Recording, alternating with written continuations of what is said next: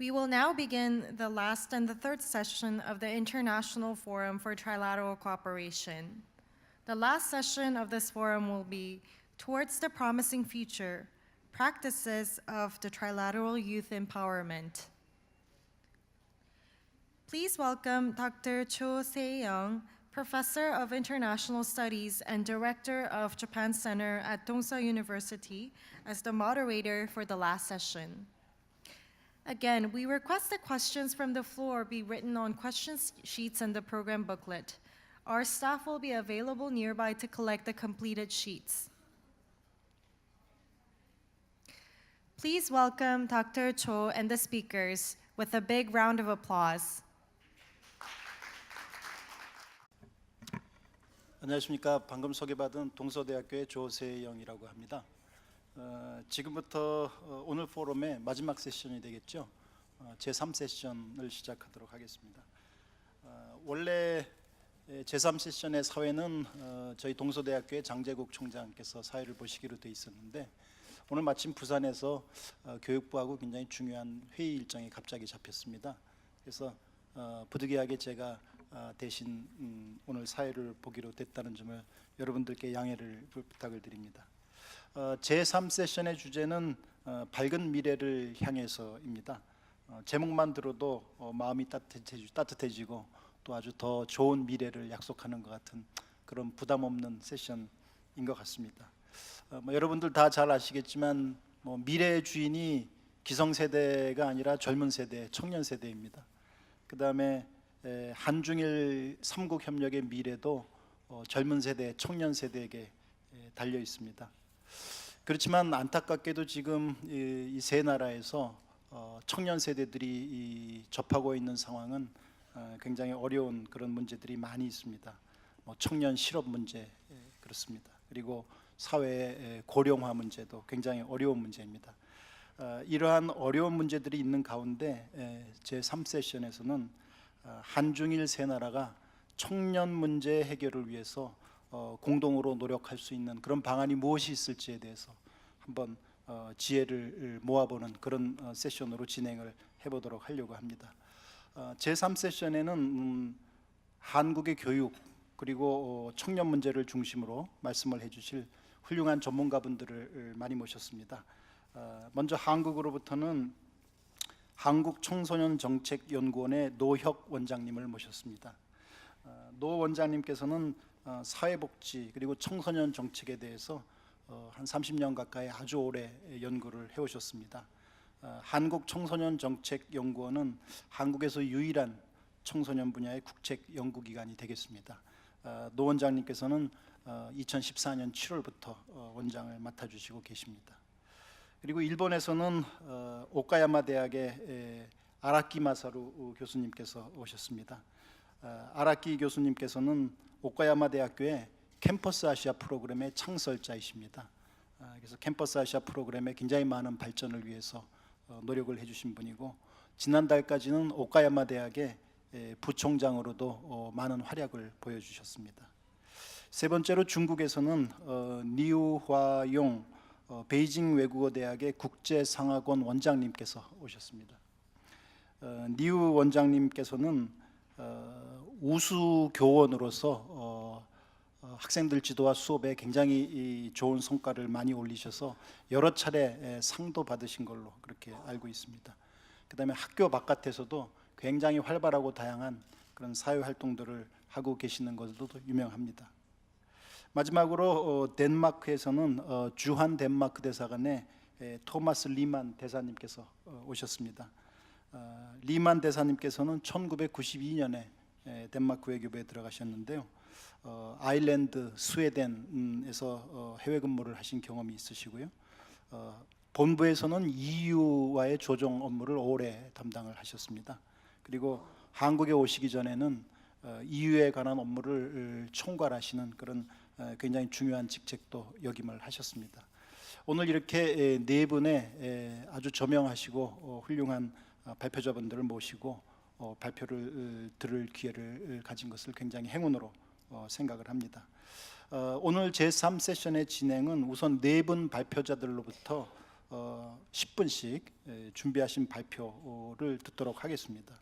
발표가 끝나면은 30분 동안 패널 토론 그리고 Q&A 세션을 가지고 진행을 해서 마무리를 하도록 그렇게 하겠습니다. 그럼 바로 첫 번째 세션에 발표로 들어가도록 하겠습니다. 첫 번째 발표는 한국청소년정책연구원의 노혁 원장님께 부탁을 드리겠습니다.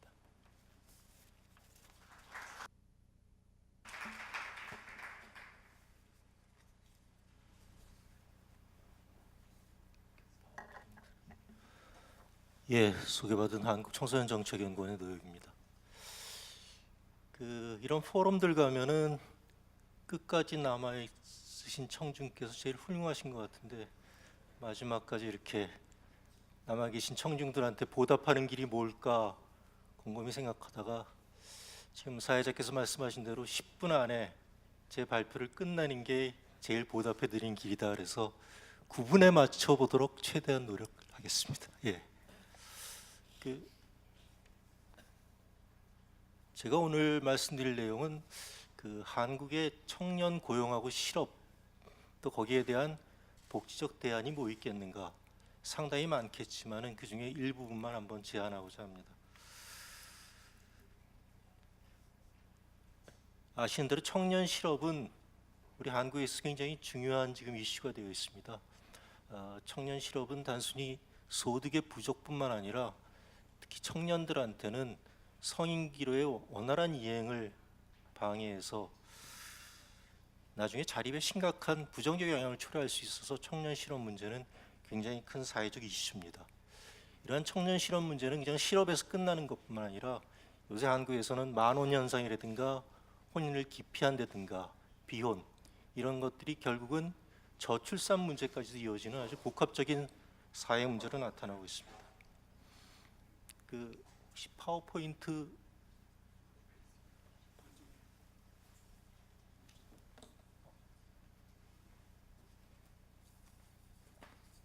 저 혼자만 그림 보고 얘기할 뻔했네요. 예.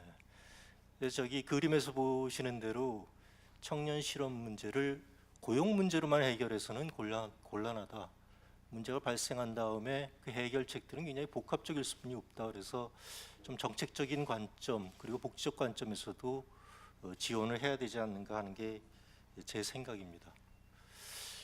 첫 번째로 우리나라의 청년들을 둘러싼 고용과 실업, 생활 실태 사항들을 간략히 좀 살펴보겠습니다. 저희가 PPT 자료를 좀 많이 준비해서요, 좀 스킵하고 넘어가는 부분도 있을 테니까 양해해 주시기 바랍니다. 우선 이 표에서 보는 것처럼 한국의 청년 인구가 급격히 줄고 있습니다.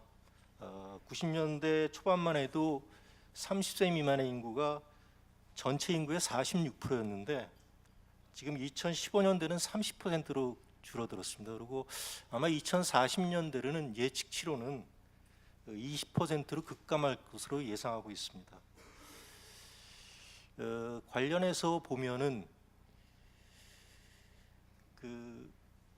청년 고용 문제도 굉장히 심각한 상황에 이르고 있습니다. 매년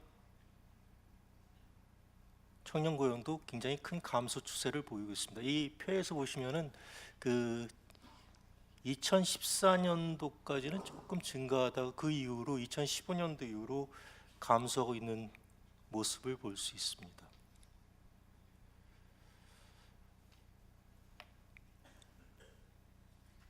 그 다음에 전체 실업률 대비 청년 실업의 심각성은 점차적으로 이것도 증가하고 있는데 2016년도에는 9.8%로 최대치에 지금 이루고 있는 것을 알고 있습니다. 이런 청년 실업 문제가 더욱 심각한 것은 중장년 실업에 비해서 월등 높은 비율을 보이고 있다는 사실입니다. 그리고 OECD 국가 평균을 봤을 때도 우리나라 맨 왼쪽에 보이는 우리나라가 평균보다 높은 상황인 것을 알 수 있을 것입니다.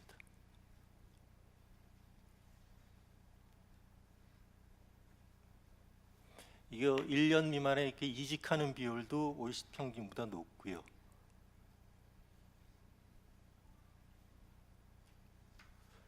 더구나 심각한 거는 요새 많이 회자되는 니트 문제가 우리도 굉장히 심각합니다. 우리나라 니트도 한 18% 정도로 OECD 평균보다 아주 높은 비율을 나타내고 있습니다. 이와 관련해서 이런 실업 문제가 단순히 여기서 끝나는 게 아니라 그 부채나 청년들의 일상생활에도 밀접한 관련이 있습니다. 그 20대 청년들의 부채 금액은 지속적으로 증가하고 있습니다.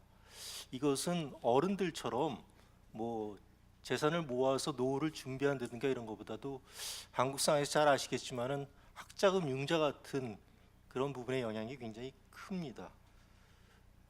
또 아울러서 이런 소득의 부족은 주거 환경의 열악성도 여실히 드러내고 있습니다. 더욱이 빈곤 청년 가구가 임대료 비율은 빈곤하지 않은 가구보다 2배 가까이 높고 보시면 73%가 주거비 과부담 상태에 놓여 있습니다.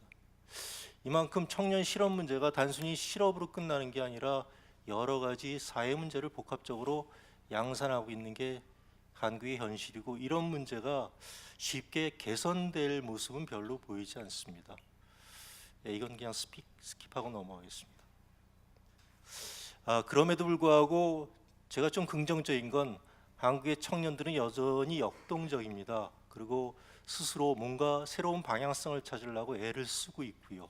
여러 연구를 통해서 나타나는데, 그런 면에서 보면은 청년 자체의 문제이기보다도 이런 문제들은 정치, 사회, 경제적 환경의 요인이 더 크다고 볼 수뿐이 없습니다. 이런 상황은 비단 우리만의 문제가 아니라고 봅니다. 좀 세부적 양상에서는 차이가 있겠지만 한국과 중국, 일본 모두 다의 문제가 아닌가 싶습니다. 뭐 예를 들어 저출산 문제, 일자리 부족하고 일자리의 미스매치, 그리고 취업 의욕 상실 등의 문제는 삼국이 공히 겪고 있는 현실이 아닌가 싶습니다.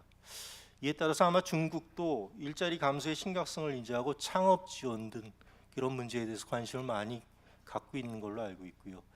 일본도 여전히 프리터라든가 니트 문제가 심각한 상황인 것을 많은 지표에서 저희가 볼 수 있습니다.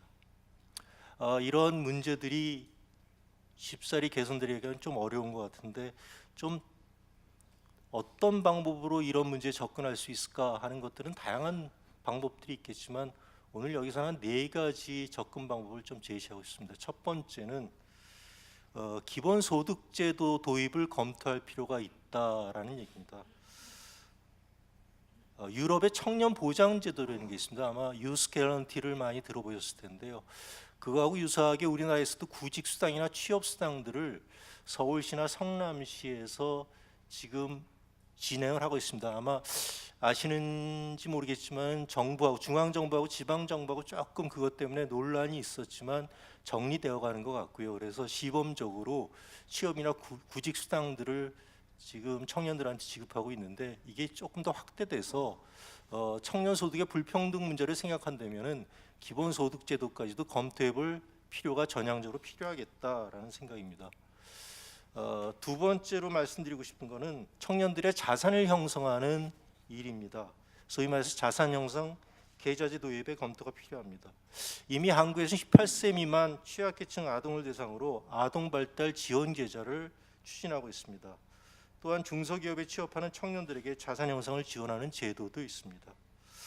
이런 수혜 대상을 점진적으로 확대해서 그들이 원활한 성인기행을 돕는 게 필요하지 않겠는가 싶습니다. 아마 앞서 언급한 청년 기본소득 보장이 청년의 현재를 돌보는 일이라면 자산 형성 계좌제는 청년들이 암울하게 생각하는 미래를 보듬어 안는 하나의 정책이라고 볼 수 있겠습니다. 세 번째는 사회문화적 지원 방안입니다. 제가 한국청소년정책연구원에 예전에도 근무를 했는데 아마 1980년도부터 유럽, 특히 프랑스의 그 유스 카드를 많이 우리가 고민을 했었는데, 이런 부분들을 좀 적극적으로 도입을 해서 문화 카드로서의 역할을 했으면 좋겠다는 생각이고, 아시는 분은 아시겠지만 우리나라도 그 청소년들한테 청소년증이라는 거 발급해 줍니다. 그래서 올해부터는 그 청소년증의 교통카드 기능도 삽입해서 활용할 수 있게끔 하고 있거든요. 그래서 이게 점진적으로 청년들의 문화적 소외를 방지하기 위해서 문화카드로 발전했으면 좋겠다라는 거고, 마지막은 어떤 비물질적인 제안일 수 있는데요. 그 한중일 아시아 전체의 청년 복지의 미래를 위한 공동의 가치를 좀 재조명해야 되지 않나 싶습니다. 논란은 있겠지만 그 아시아적 가치에 대해서 좀 생각을 해보자 합니다. 쉽게 단정하기는 어렵겠지만 서구의 개인적 성향과는 달리 상호 간의 예의나 성실성, 공동체의 헌신 등이 중요한 가치라고 들 수 있습니다. 청년 문제와 관련해서 세대 간 불평등이나 갈등의 문제를 해결하기 위해서 3국의 유사한 문화와 다른 점을 상호 인정하고 이를 깊이 공감함으로써 서로의 공동의 가치가 무언지를 발견하는 일이 필요할 거라고 생각합니다. 또한 이러한 공동의 아시아적 가치는 아시아 경제를 이끄는 한중일 3국의 경제적 규모와 동북아 지역의 치열한 삶의 궤적이 미래에도 가능하도록 중요한 자산으로 변화시키는 원동력이 되어야 할 것입니다. 이를 통해서 한중일 3국이 청년 실업과 고용의 문제를 넘어서 4차 산업혁명으로 규정짓고 있는 새롭게 나타나는 과학기술과 탈산업화 과정에서 미래 3국의 청년 삶의 방향과 질을 결정하는 주요한 요소로 이해했으면 좋겠습니다. 이게 간단히 4가지 정도를 복지적 지원 방안으로 생각해 보고자 합니다. 끝까지 경청해 주셔서 대단히 감사합니다. 여기서 마치겠습니다. 고맙습니다. 네, 노혁 원장님 발표 잘 들었습니다. 감사드립니다. 원래 순서대로는 두 번째 발표가 우리 아라키 교수님이신데요. 지금 사무국에서 연락이 우리 중국에서 오신 니우 교수님께서 항공편 사정 때문에 조금 순서를 앞당겨서 발표를 하시고 공항으로 떠나셔야 될 그런 사정이 생겼습니다. 그래서 순서를 바꿔서 두 번째 발표는 베이징 외국어대학의 니우 교수님으로부터 발표를 듣는 걸로 하겠습니다. 니우 교수님 부탁드리겠습니다.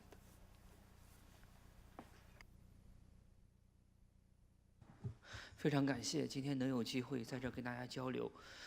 那么我呢是常年从事中国和国外的这样的一些这个教育的交流。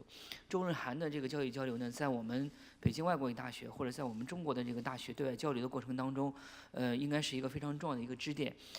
但是呢，目前呢也还面临一些问题，我想就简短的给大家做一个汇报，然后呢提出一些对下一步中日韩3国教育交流机制建设方面的一些这个建议。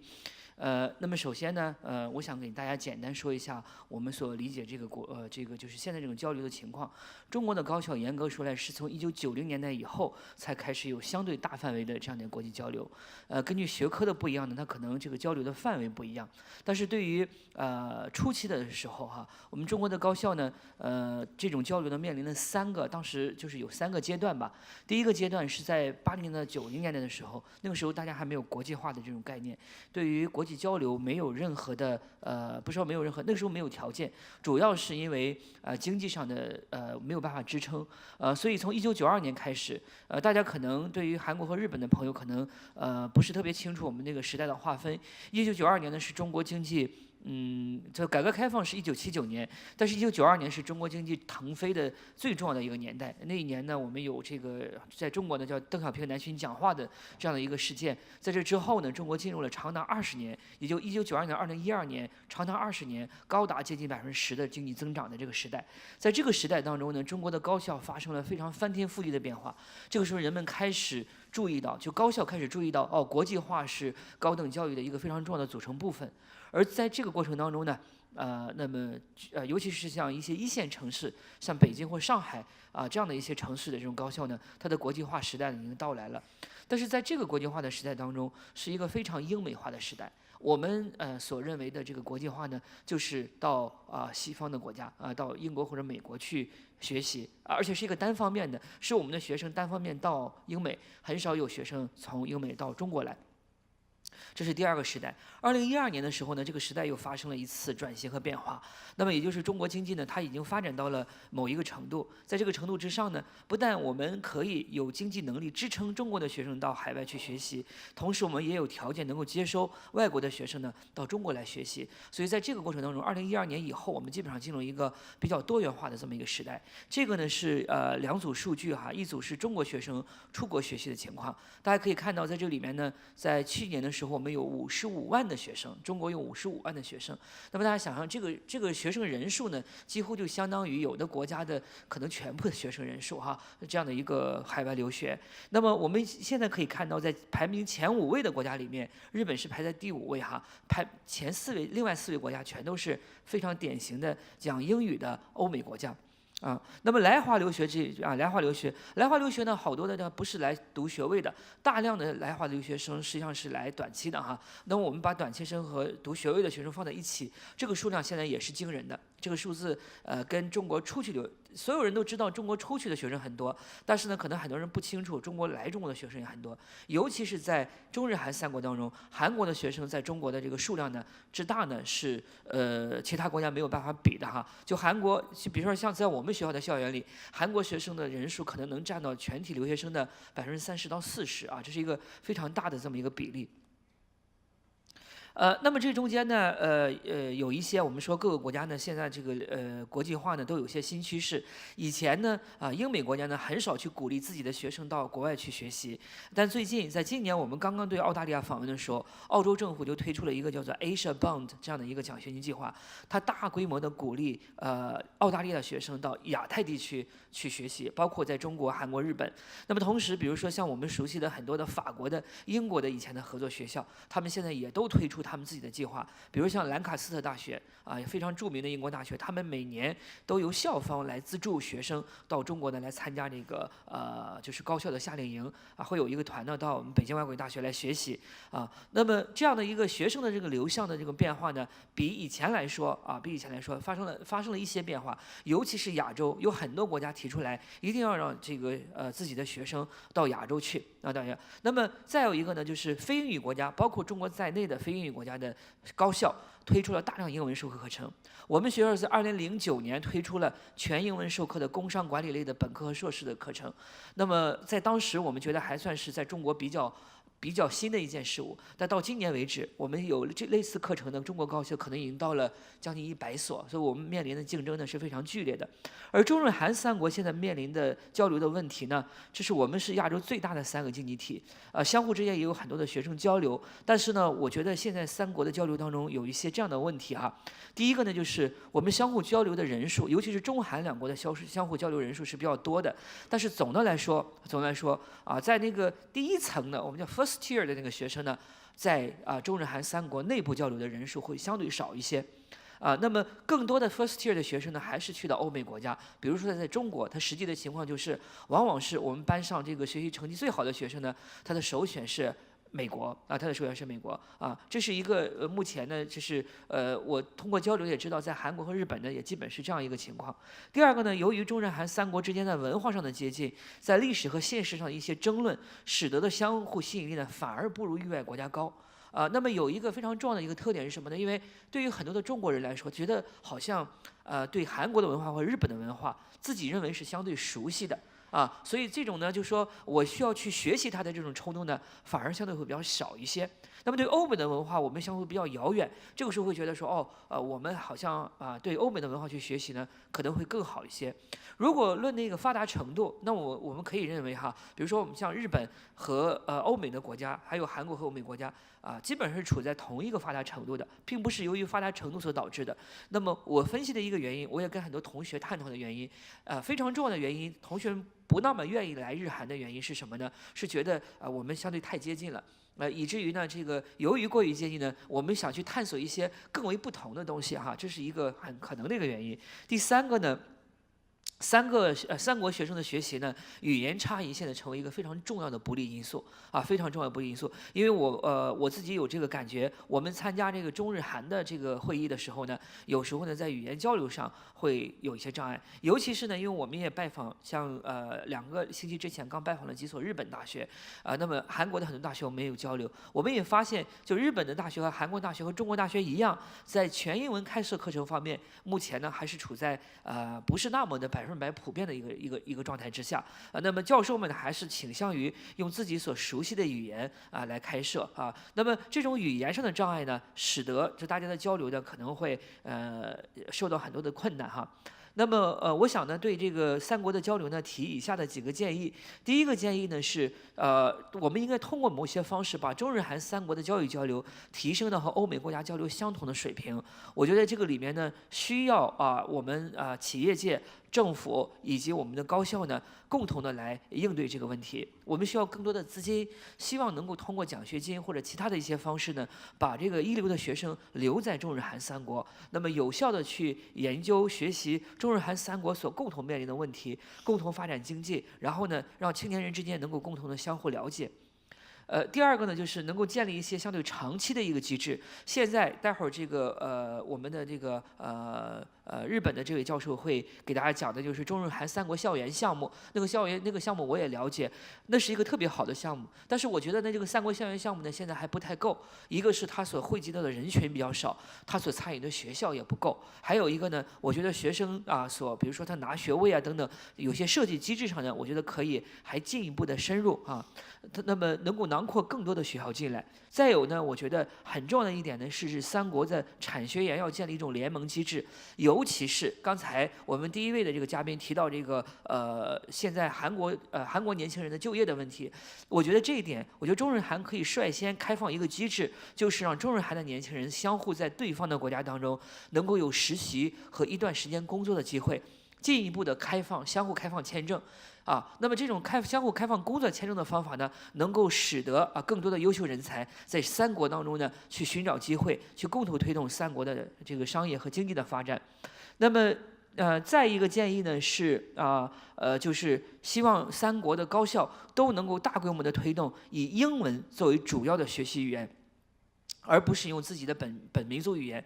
那么现在我们在开发这样的模式，把英语作为学生的第一外语，然后呢，可能比如说对中国学生把韩文或日文作为第二外语，但是韩文和日文是一个基础了解的水平，英文是一个可以很好的交流的水平。这样的话呢，就可以使用这个英文呢来作为基本的专业学习语言，这样给三国的青年人带来一些新的机会。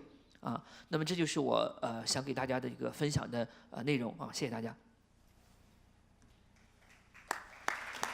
네, 리우 교수님 발표 잘 들었습니다. 시간을 아주 잘 지켜주셔서 감사드리고요. 그러면 세 번째로는 일본에서 오신 오카야마 대학교의 아라키 교수님으로부터 발표를 듣도록 하겠습니다. 아마 리우 교수님께서 소개를 해주신 캠퍼스 아시아 관련해서도 조금 더 구체적인 말씀을 들을 수 있지 않을까 기대를 합니다. 아라키 교수님 부탁드립니다. いただきまして、許していただきまして大変ありがたく思っております。私は今日一番最初に申し上げたいことは、この3カ国が取り巻く非常に厳しい政治的な危機の中で、どのような教育価値を掲げることが最も求められているのかという点でございます。でこれにつきましては、私自身の個人的な体験も踏まえて申し上げたいことは、実は1982年から83年の頃、私は2年間にわたってポーランドをはじめとしてヨーロッパに滞在をしたときに非常に痛感したことがございます。それはこの大きな政治的な危機を克服していった多くのヨーロッパの方々のものの発想の根底にやはり共通の価値に対する揺るぎない信頼があったということでございます。それからそれはまた2010年以降の、私岡山大学に所属しておりまして大学の経営も関与したわけですけれども、ソラスプル大学とその関係者 EU 議会のある関係者と交流ことがあったわけですけれども、その中でも特に痛感をいたしましたのは、人権をはじめとするヨーロッパの長い歴史の中で共有されてきたヨーロッパ人たちがぜひともこれだけは外してはならないという共通の価値に対する確信、相互の信頼、そういったものが非常に大きな役割を青年教育にもまた現実の政治的な部分でも果たしたということでございます。そのような意味で今回私ども岡山大学、吉林大学、ソンギュナ大学と協力をしてキャンパスアジアの教育プログラムを始めさせていただきましたけれども、何よりも最初に重視しましたのは、この三国の青年の中に本当に教養教育、西洋風で言えばリベラルアーツという言葉になりますけれども、そういったものが本当に共有されてきたのだろうかと。もしされていないのであれば、そこを構築することこそが専門分野における専門的な協力研究と合わせて欠かすことのできない課題ではないかということが念頭にあったということでございます。でその時に私が最初に思い浮かべましたのが共通善という言葉でございます。でこれはもう最近では非常に多くのレベルで用いられるようになってまいりましたけれども、そもそもこの言葉を最初に用いてキャンパスアジアを始めさせていただいた時に多くの方々が大変びっくりされました。一体これは何なんだということでございます。最後の中間総括のところでも多くの先生方から疑問点や一体これをどうやって教育に実現していくのかわからないというようなことがたくさん出てまいりました。そこでまず最初に確認させておくべきことからはこの共通点とは何かということでございます。これにつきましても議論する時間はあまりにもありませんので簡単に私の方でまとめさせていただきますと、多くの場合これは共通の文化や伝統を学ぶ、受動的に学ぶというふうに長らく考えられておりました。しかし後で申し上げますけれども、中国、韓国のあるいは日本の長い伝統の中で、またヨーロッパの長い伝統の中で根底に横たわっている解釈としましては、共同で良いものを持ってくること、これが共通善だろうという理解がございます。そして私たちのキャンパスアジアの試みの中で、実際の体験として共通善は東アジアの青年の心の中にあるということが標語として生み出されてまいりました。すでにあるようなものではなくて、青年たち自身がお互いに交流する中で共通善というものを見出していくことができると。そしてそれは教養教育における実践地にあるんだと。つまりこれは大学の狭いキャンパスの中で体系的な専門的な知識を学ぶだけでは得られない。むしろ大学を超えて多くの人々が生産と生活の現場の中で学生たちが触れ合うことによって学生たちが身につけていくもの、これを私たちは実践地と呼んでおります。そのような意味で私たちが考えたキャンパスアジアというのは、大学と社会、地域、企業が共通で学生たちを教育するシステムの中に求めなければならないと。これが私たちが考えたコンセプトでございます。でそれを考えてみますと、最も新しい教育というよりはむしろアジアの伝統の中にも、あるいはヨーロッパの伝統の中にも深く横たわっていた考え方でございまして、例えばの例として、論語の一節を私はいつも引いておりますけれども、人者、優れた人というのは自分が立派になろうと思ったときにまず人を立て、そして自分が完成しようとするときにまず人を完成させる。あるいはアリストテレスの政治学の中で、人はそれぞれ美しくよく生きることを分かち合おうとする限り共通善が人々を結集させる、こういった事柄を思い浮かべたわけでございます。で現実に教育プログラムとしましては、吉林大学、それから岡山大学、ソンキュンガン大学が持っている優れた特質、優れた教育実践、これを持ちきたって教養しようじゃないかというのがそもそもの大きな骨格でございます。でそれは例えばということで重要なものとしてアクティブラーニングという教育方法がございます。これは先ほど申し上げたように大学のキャンパスの中で立ち止まるのではなくて、地域、社会、企業との交流の中で学生たちが積極的に発言をし、教養を積み上げていくと。よくヨーロッパの方ではコミュニティベースラーニングというふうに言われておりますけれども、そういった政策を取ることでございます。それから同時にやはり体系的な知識を作らなきゃいけないということで、共通のテキストを作ってきたということでございます。簡単に言えば岡山大学、それから吉林大学、それから千金大学、それぞれの大学が特徴とするようなさまざまな教育プログラムを持ちきたりまして、この共通前の教育を行ってまいりました。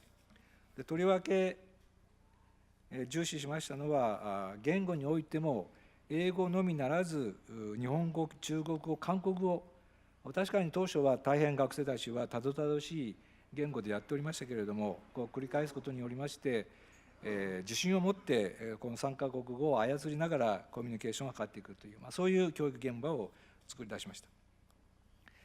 で実際の成果でございますけれども、4年経って学生たちが就職を始めております。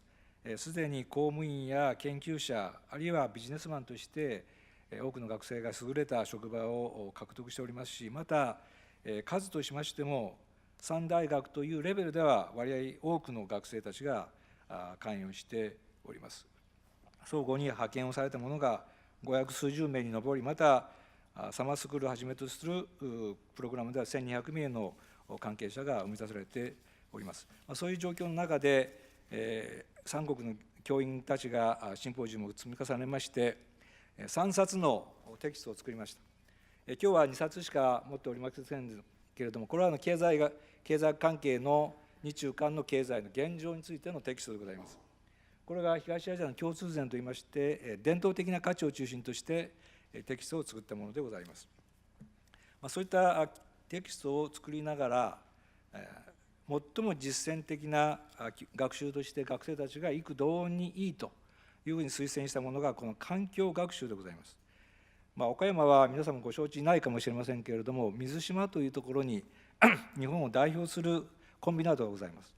でこのコンビナートをめぐっては20年以上前から公害訴訟が始まり、そして企業と地域の人たちが共同の学習を作って解決してまいりました。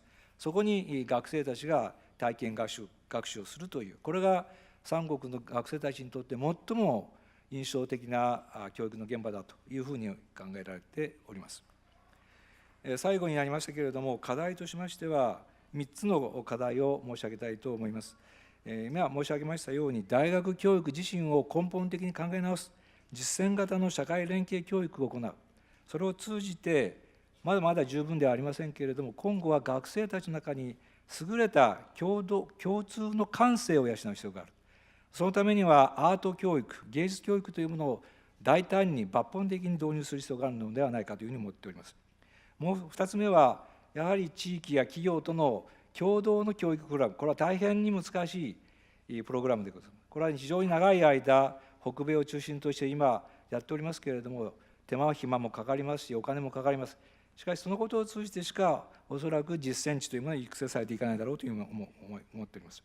で最後に、漢字文化圏、漢字というものが持つ重要なコミュニケーション能力を利用して、医療や環境教育、そして漢字文化圏をお互いに共有できるようなテキストを作り、教育実践をすると、こういうことを通じて、今日差し迫った危機そのものにすぐ対応できるのではなくて、それを本当に支えていくような若者たちの教育にしていきたいというふうに思っております。以上です。네, 아라키 교수님 발표 감사합니다.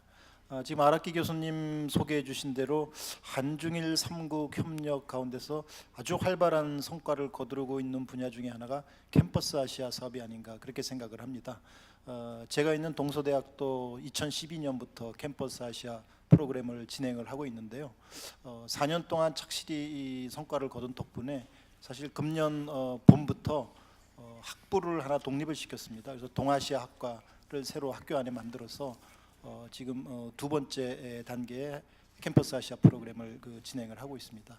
이러한 성과들이 민간 분야에서 아주 착실하게 점점 더 확산될 것으로 그렇게 기대를 합니다. 근데 다시 화제를 좀 돌리면, 그럼에도 불구하고 한중일 3국의 청년들, 젊은이들에게는 여전히 이 어려운 특히 실업을 중심으로 해서 그런 문제가 눈앞에 놓여 있겠습니다. 마지막으로 덴마크의 리만 대사님께서 유럽의 복지 선진국이지만 동시에 또 그런 청년 실업 문제에 대해서 많은 고민을 또 공유할 수 있는 그런 상황에 있는 것 같습니다. 이러한 문제에 대해서 또 리만 대사님으로부터 좋은 말씀을 들어보도록 하겠습니다. 대사님 부탁드리겠습니다. Well, thank you very much. Thank you very much for the invitation to come to this distinguished audience and speak to you about experiences on youth empowerment from my country. And I'm very happy to share these experiences with you. And let me say that this is something that is of high importance, not only in a country like Denmark, but for all countries of the world, and also in this part of the world.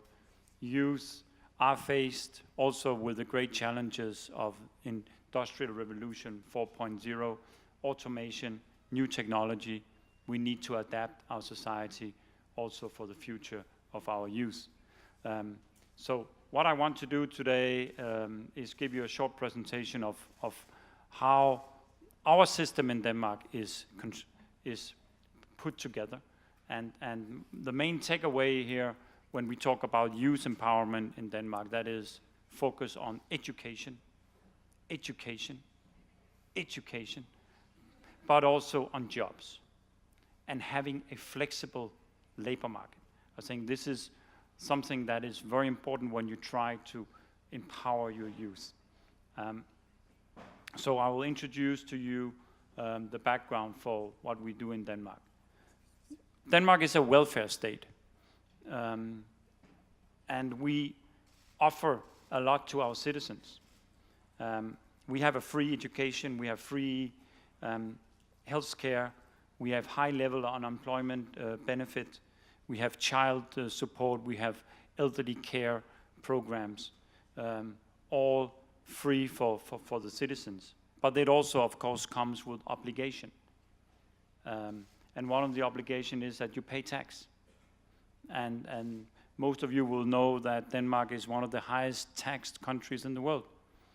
On average, 50% of our GDP will be tax. But it happens also that the Danish people are pretty happy about paying tax.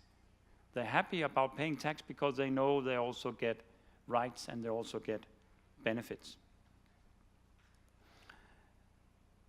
I said education is one of the key issues when it comes to youth empowerment.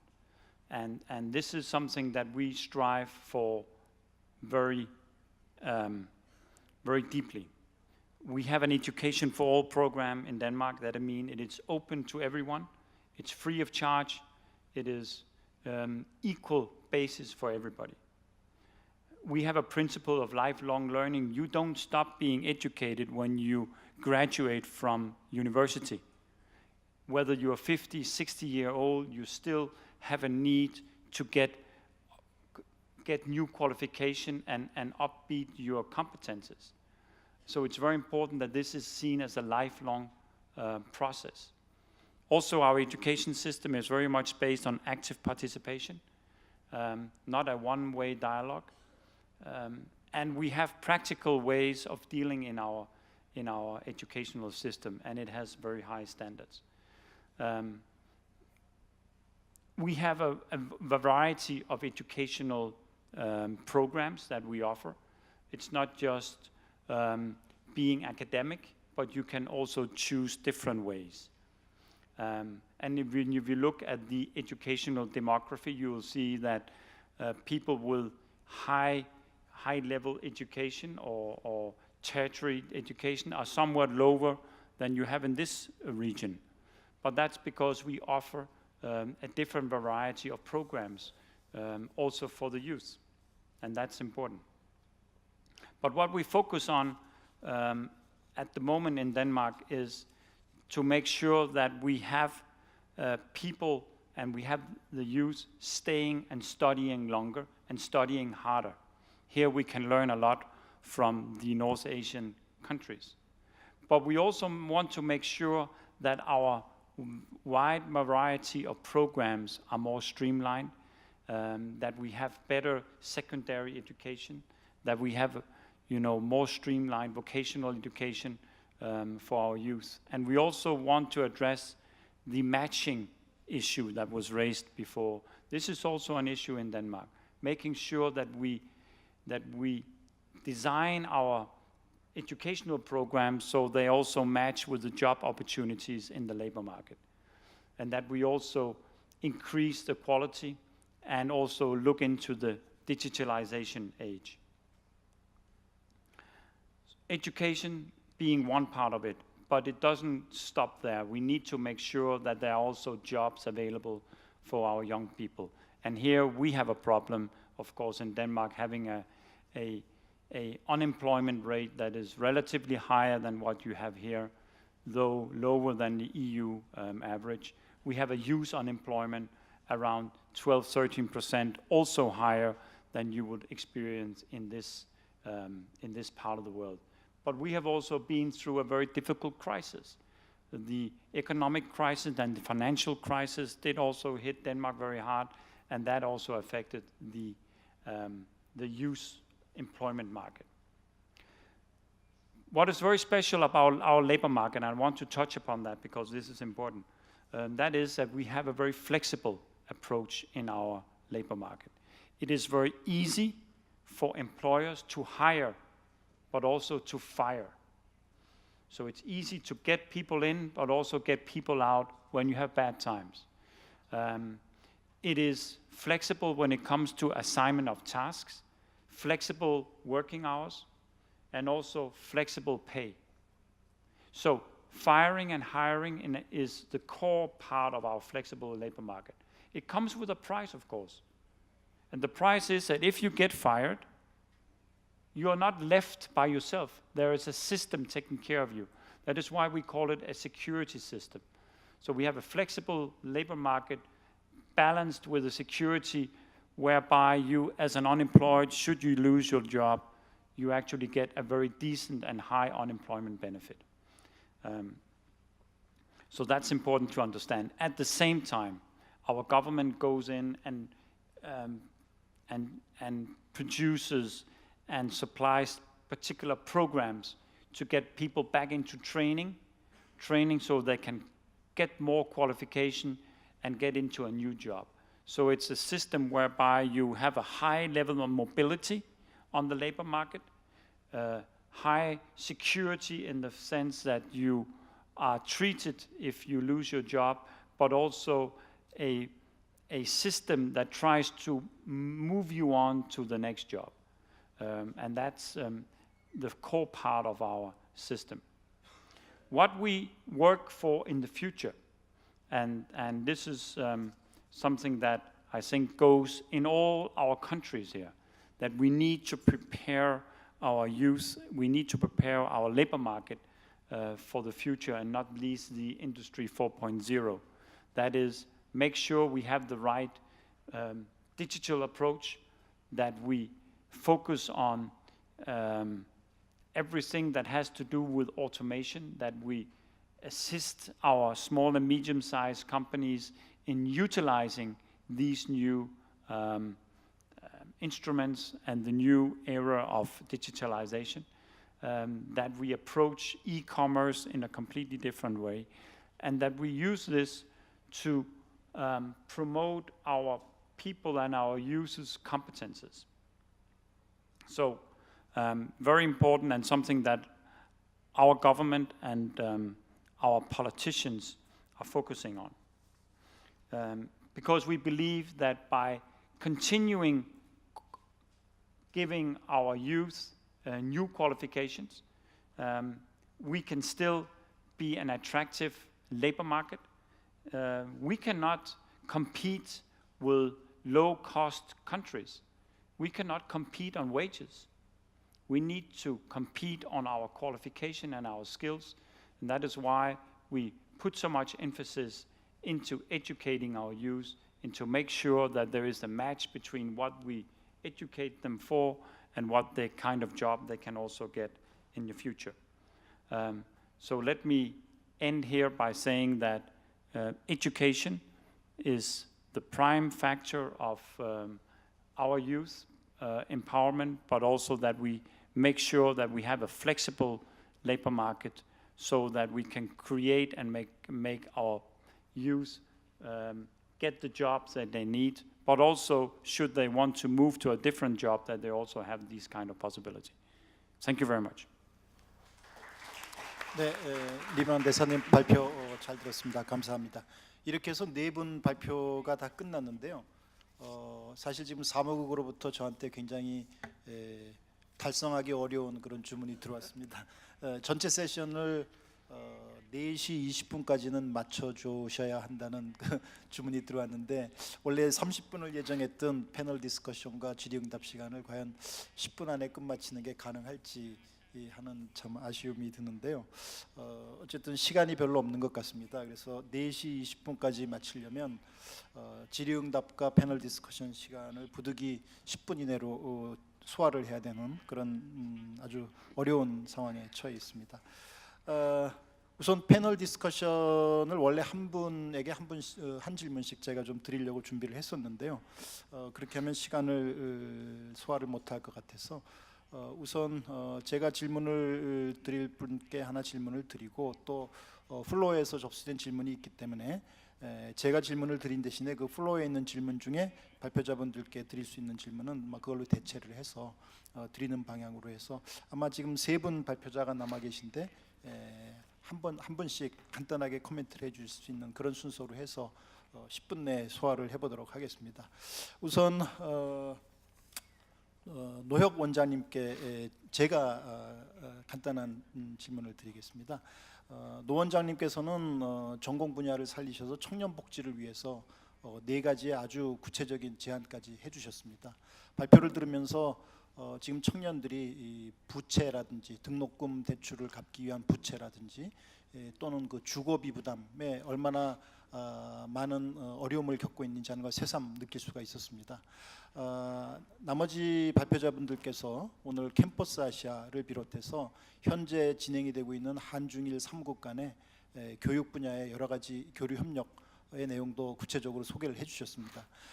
노 원장님께서는 오늘 이런 발표를 들으시면서 이러한 캠퍼스 아시아를 비롯한 3국 협력의 메커니즘이 청년 실업 문제를 해결하는 데 있어서도 어떤 연결고리를 가질 수 있는지 하는 그런 부분에 대해서 발표를 들으시면서 혹시 느끼신 점이 있으시면 간단하게 말씀해 주시면 감사하겠습니다. 네, 제가 인문사회학자라서 교육이란 말을 이렇게 좋아하지 않는데 오늘 교육 얘기가 많이 나오네요. 지금 말씀하신 대로 들으면서 느낀 거는 뭐 구체적인 실업적 대안은 안 되겠지만은 그 아까 중국 측에서 말씀하신 대로 3국 청년들을 뭐 비자를 면제해 주든가 정부나 민간 기업이 지원해 줘 갖고 상호 교류를 활발히 할 수 있게끔 하는 것들 이게 중요하고 저희 입장에서는 좀 청년들을 적극적으로 활용할 수 있는 방법들이 필요하지 않나 싶습니다. 무슨 얘기냐면 결국 제가 생각하기에 가장 좋은 교육은 아시겠지만은 청년들 스스로가 다음 세대를 가르치는 것만큼 좋은 교육이 없다고 생각합니다. 그래서 저희 원에서도 그런 생각을 하는데 향후에 그 제가 아까 말씀드린 아시아적 가치도 거기하고 맥이 통한다고 저는 생각을 합니다. 저희 원에서 지금 중요하게 생각하는 게 환경이나 인권에 관련되는 것들은 분명히 서구적 가치일 뿐만 아니라 아시아에서도 굉장히 중요한 가치 덕목으로 그동안 쭉 전통화되어 있었거든요. 그래서 그런 것들을 통해서 뭐 이 아시아 캠퍼스든 어떤 활동 프로그램을 통해서든 좀 상호 협력한다면은 그런 토대하에 오히려 청년들 문제가 좀 해결될 수 있는 고리도 보이고 협력 시장도 모색되지 않을까 하는 좀 그 약간의 뭐 구체적인 대안은 아닙니다만 그런 생각을 간단히 우선 해봤습니다. 예, 시간이 없어서 이만. 네, 감사합니다. 시간이 충분했으면 조금 더 자세한 말씀을 들었으면 좋았을 텐데요. 시간 관계상 또 다른 기회를 미루도록 하겠습니다. 다음에는 오카야마 대학의 아라키 교수님께도 사실은 사전 미팅에서 제가 드리려고 준비했던 질문이 있는데 플로어에서 접수된 질문 중에 아라키 교수님께서 대답을 해주시면 좋을 만한 질문이 왔기 때문에 이 질문을 아라키 교수님께 좀 드려보도록 하겠습니다. 접수된 질문은 캠퍼스 아시아에 관한 것입니다. 캠퍼스 아시아가 굉장히 훌륭한 프로그램으로 3국 정부도 이 프로그램을 굉장히 강조를 하고 있습니다.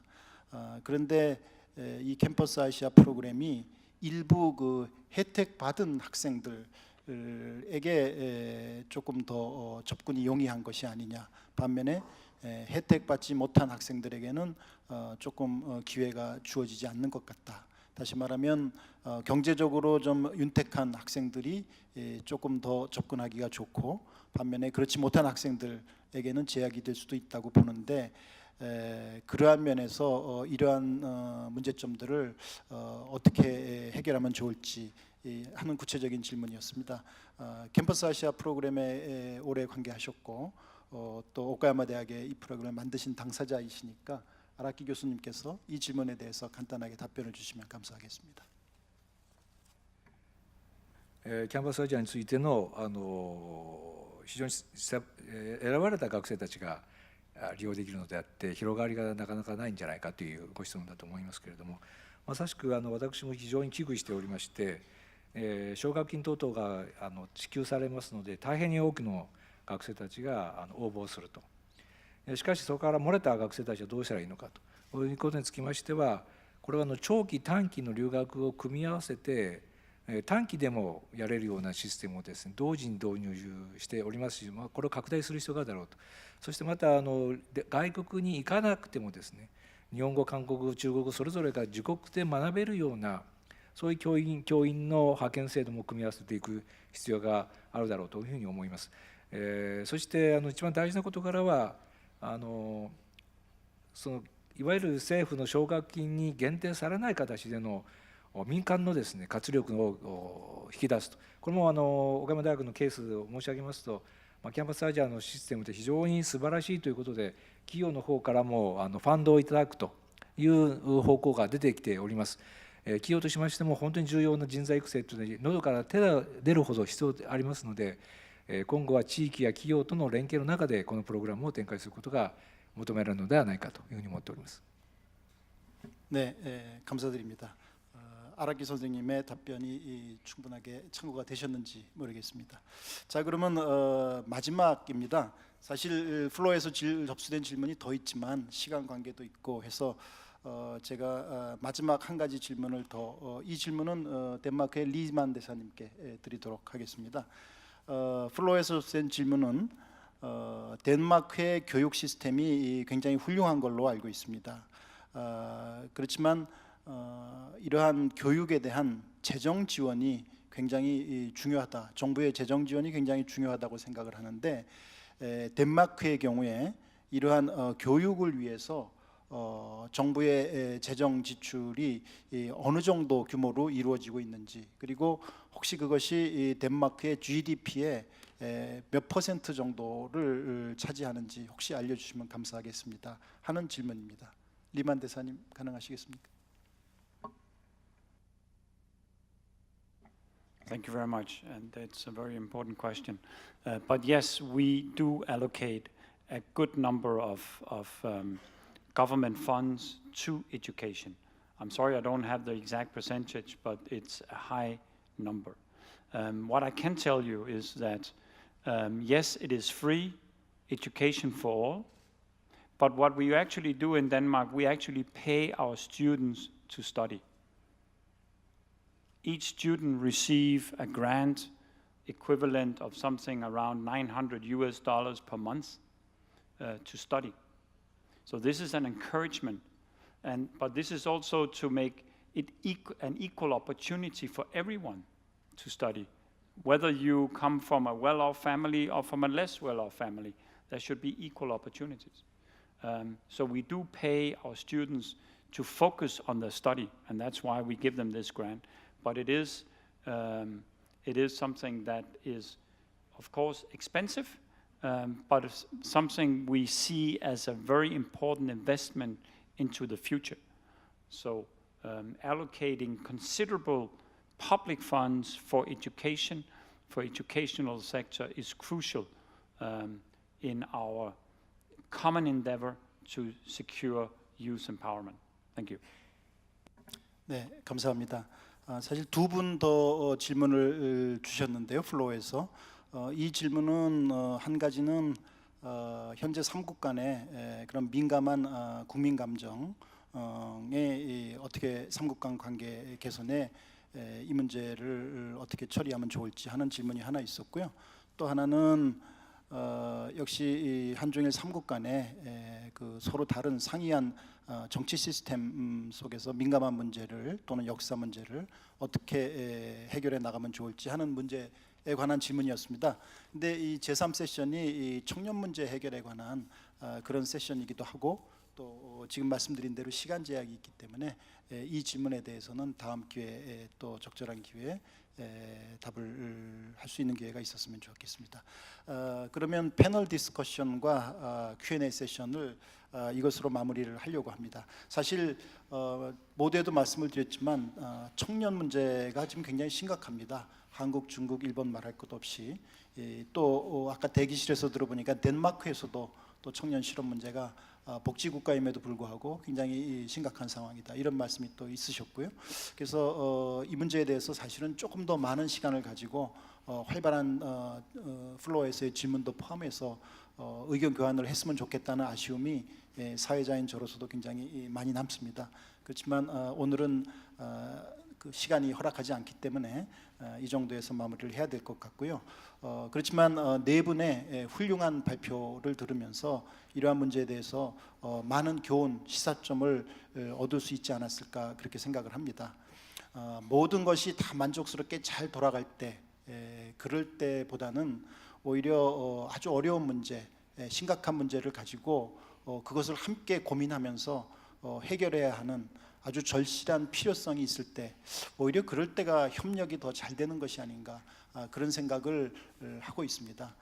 따라서 지금 한중일 삼국에도 특히 청년들의 문제를 중심으로 해서 굉장히 쉽게 해결하기 어려운 문제를 앓고 있기 때문에, 그걸 해결해야 되는 절실한 필요성이 있기 때문에 오히려 삼국의 협력을 더 열심히 생각해보는 그러한 기회가 많이 생기지 않을까 이렇게 생각하고, 그러는 가운데 조금 더 밝은 미래를 약속을 할 수 있을 걸로 그렇게 기대를 해봅니다. 짧지만 이것으로서 제3세션을 모두 마치도록 하겠습니다. 좋은 발표를 해주신 발표자분들과 경청해 주신 청중께 감사드립니다. 감사합니다.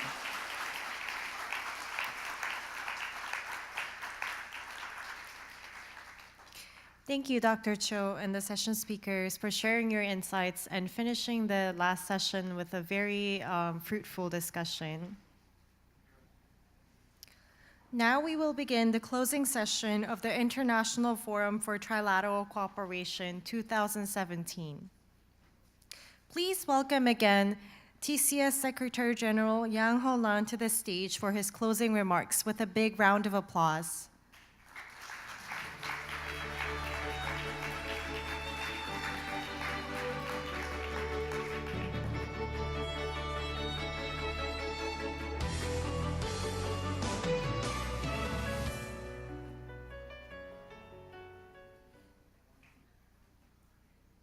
尊敬的各位嘉宾、各位朋友、女士们、先生们，大家下午好。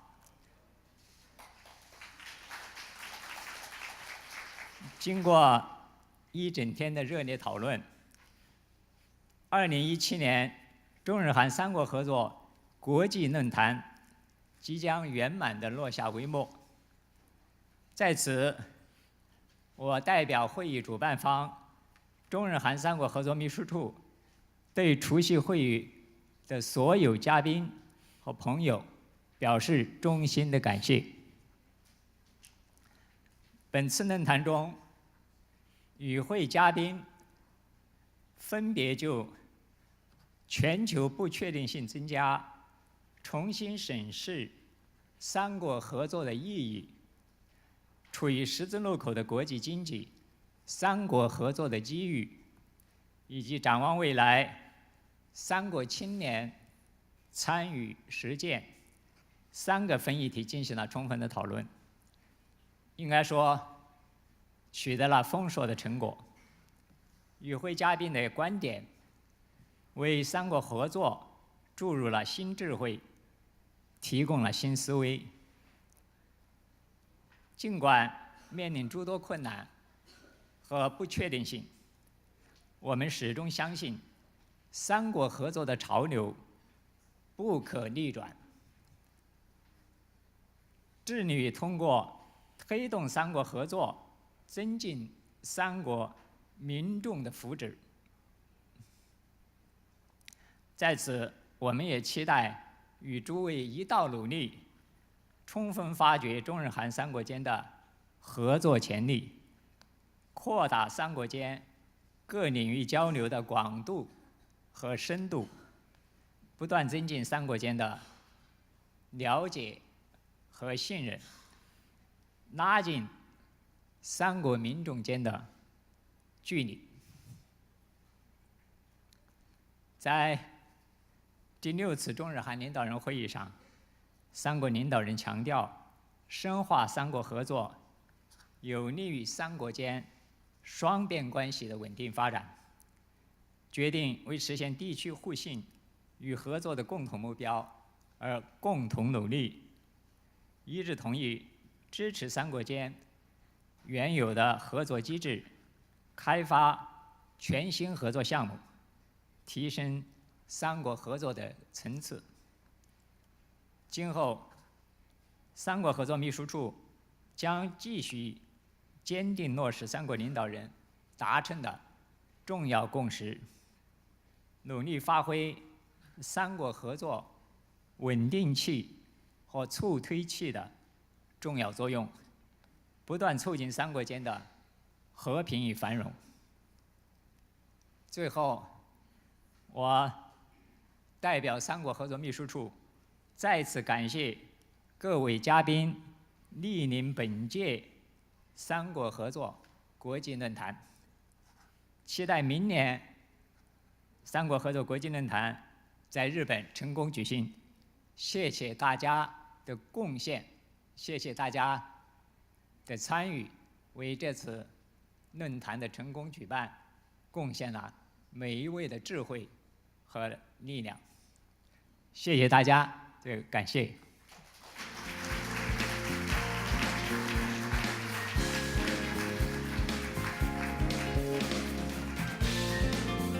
Ladies and gentlemen, this closes the International Forum for Trilateral Cooperation 2017.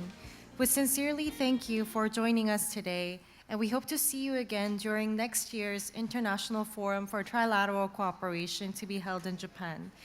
Before you leave, please remember to leave the interpretation receiver on the desk or on your chairs.